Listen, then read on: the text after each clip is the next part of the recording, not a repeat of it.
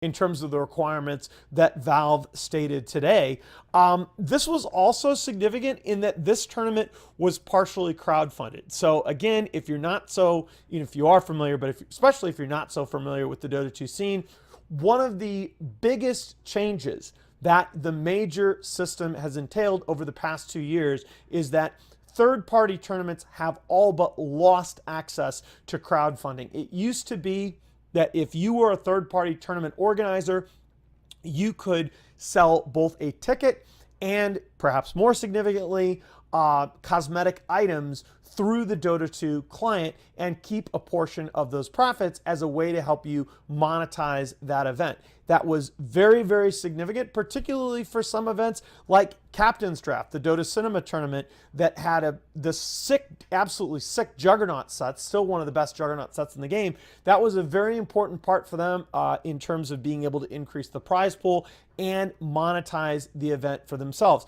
DAC was also one of the first events to kind of work around this issue that non-major tournaments are no longer be allowed compendiums. They had an online compendium, which sort of had mixed popularity with a lot of people, but it did have voting on the 1v1 championship that occurred at the actual event, and that championship was highly enjoyable. So this DAC, I think in retrospect, we're going to see this year's DAC as Valve, much as the original DAC was Valve's sort of pilot for the Valve run major. I actually think in many ways the most recent DAC is kind of the pilot for the new era of majors. And I think that that bodes very well. You talk about Epicenter 2017, and many of the same comments would have applied to the 2016 version. This was also very close. 5 invites, 4 qualifiers,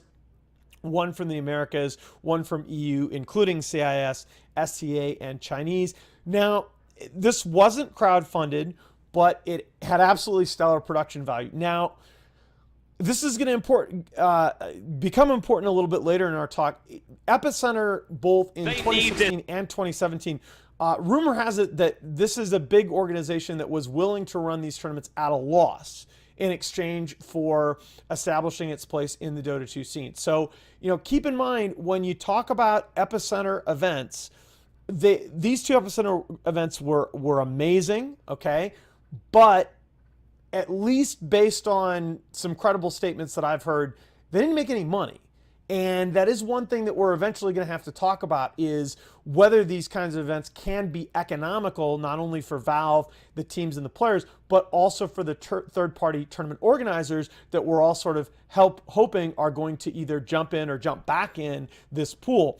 The other thing is, how much flexibility is Valve really going to allow when these tournaments are designed? Navi got into the most recent Epicenter in a little bit of a controversial last-minute public vote, all right, that was overwhelmingly in favor of Navi. Everybody that saw this public vote decision when it was released by the tournament kind of knew Navi was going to be the team that was voted in. It is a little bit of a question mark whether, if Valve is pitching in, are they going to allow things like this? That's one of the questions that I think needs to be answered going forward. All right, as far as the minors, and when we talk about these events as minors, I think the hope is not only are we going to get events of this quality for our quote-unquote minors, but that because they're no longer going to be competing with Valve run events that are $3 million or more, that these are some of the events that might grow into maybe knocking on the door that major threshold. These are the kinds of organizers, or many of them are the kind of organizers that we want running these top quality events in the space. You look at MDL. This ended up, as we mentioned before, being the only event between the TI6 and Boston Invites. It was 10 teams, $250,000. And this is something, I bolded this because it's something that I hope to really see. There were 4 direct invites. 2 of the invites to MDL, which was mostly a Chinese tournament, ended up being based upon Season 1 of DPL. We talked about Season 2 of DPL on a previous slide. Season 1 of the Dota 2 Pro League in China fed into MDL. This is something that I hope will continue when you talk about these majors and minors. One of the things that Dota 2 has really been missing over the last 2 years is league play, okay? Especially in the West. It was actually the case in China until this year when with DPL came the top Chinese teams playing each other regularly. And as we'll talk about, I think that actually directly resulted in the Chinese teams becoming much more competitive as the season between TI6 and TI7 went on. But one of the things I tweeted about earlier in the year, with DPL Season 1 and 2 as well as H-Cup in China, you started to see the top tier Chinese teams play each other outside of the big lands. You still don't see that for Western teams, okay? EG and DC almost never play each other outside of lands, all right? EG and NP, when do they play outside of big lands? We never get to see that. We used to saw, I mean, how far have we come in a couple short years? 3 or 4 years ago, we were all worried about oversaturation. I always thought that was stupid, that, oh, Navi and Alliance might be playing each other too often. So what? They were sick games. We're almost never getting to see Tier 1 teams play each other online anymore. It's all only at these big events, and most of the time, you see it only maybe 3 or 4 times over the period of a couple months in between majors. That's just, it's not great. I've said this before. All right, I compared this with there was the Shanghai Major last year, and there was a CS:GO Major that occurred at right around the same point. All right, right around the same point in time. They were within a week of each other. That CS:GO Major, the top 8 teams at that event, I think it was 6 out of 8 of them were in action in multiple online matches within 10 days after the event ended. Those teams were already playing each other. They were already onto their league play. After the Shanghai Major, by contrast, 5 out of the 8 teams from the Shanghai Major did not play a single official match for 6 weeks after the event.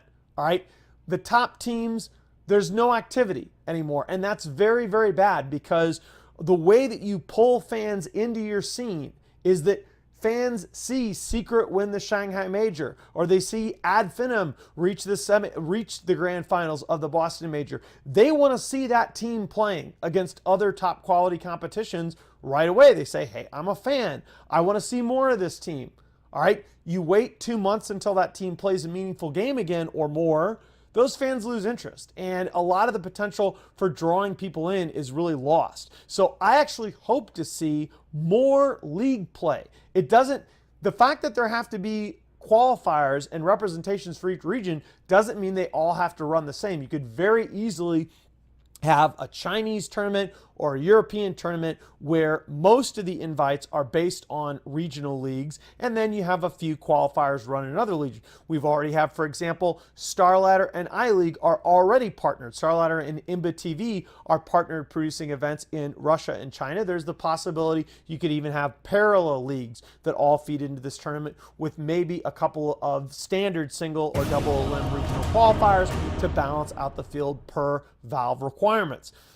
China Top 2016. This was actually a very big tournament, over $200,000. There were only 4 teams all invited.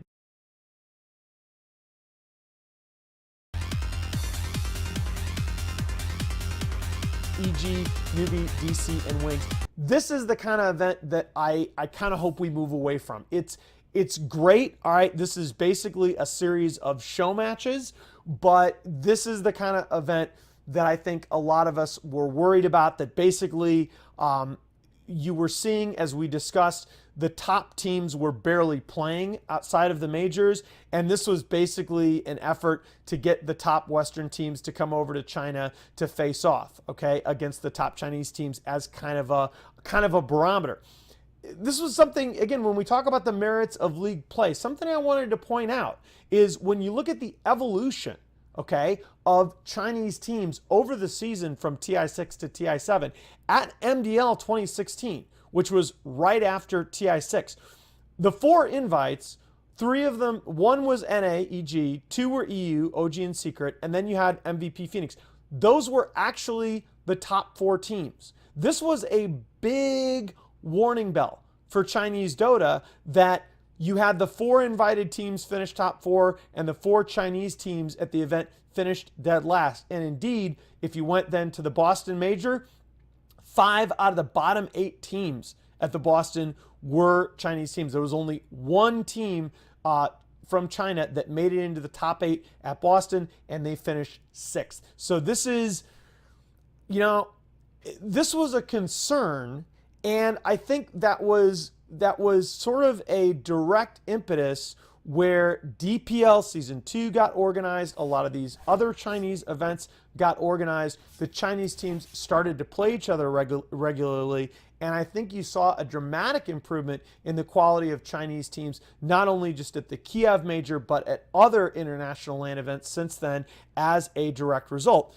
ESL won Genting. Again, ESL, a company that we desperately want involved in the Dota 2 scene. They are one of the big presences across all of esports. This was an 8-team, $250,000 tournament.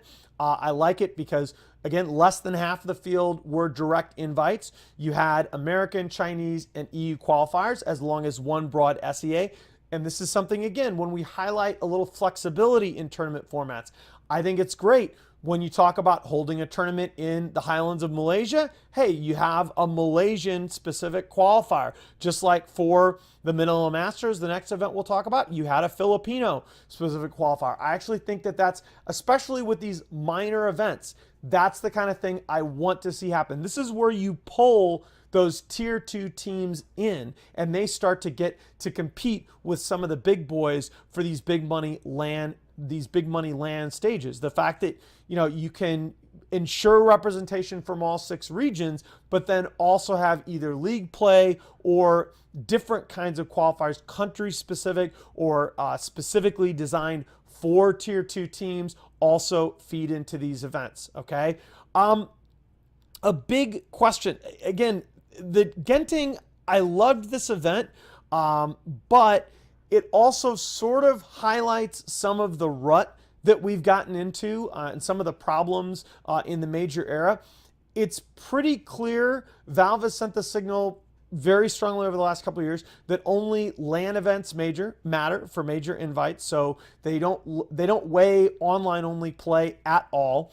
The problem is we've sort of seen a coalescence in the structure of these tournaments. For most tournament organizers, without access to crowdfunding, really only one weekend lands are going to be viable. And so, Genting was a great event, but it was only a 3-day event. You had the GSL group stage. In fact, the first matches of the group stage, I believe, were even best of 1s into single elimination bracket among the top 4 teams, best of 3 semis and best of 5 finals. It was a great finals between then Digital Chaos, now Planet Odd and Newbie. But again, these very shortened, compressed events have become the rule even among the tournaments we're talking about for minors. So a big question that we'll talk about at the end, I do think eventually we're going to have to address, will Valve share some of these costs besides just contributing to the prize pool? Because that was something that Valve has done extensively when you talk about the last 2 years of majors. It's not just the $3 million prize pool that Valve is contributing to, it's also the flights, the hotel costs, etc. That all plays into the viability of these events for third-party organizers. The Manila Masters, again, an example of a great event, and I thought one of the best things about Manila, look, I'll say this again probably later, we all love PGL. Like, PGL has done a freaking amazing job with the last couple of majors. They're going to do an amazing job with TI. 100%. Put it in the bank, okay? What about the next PGL? All right? There need to be other third-party organizers that have the chance to rise up. And Mineski, man, they hit it out of the park at Manila. I gotta say, this was a tremendously enjoyable event to watch. I had a great time seeing both the panels, some of the additional content that they came up with, and I want to see more events like this where smaller organizers have a chance to sort of hit it out of the park, get up on that big stage, and even host qualifiers in their own countries. One of the other situations, though, when you talk about these invited teams, one of the rules is to be economically viable, you got to be competing for those top teams, those EGs, those OGs, okay? One of the devices that some of these mid-tier tournaments have been using to do that is we've seen prize pool allocations get steeper and steeper. So the way that you attract an EG to this tournament is that you say, well, okay, or a DC at this time after they had finished so well at the Boston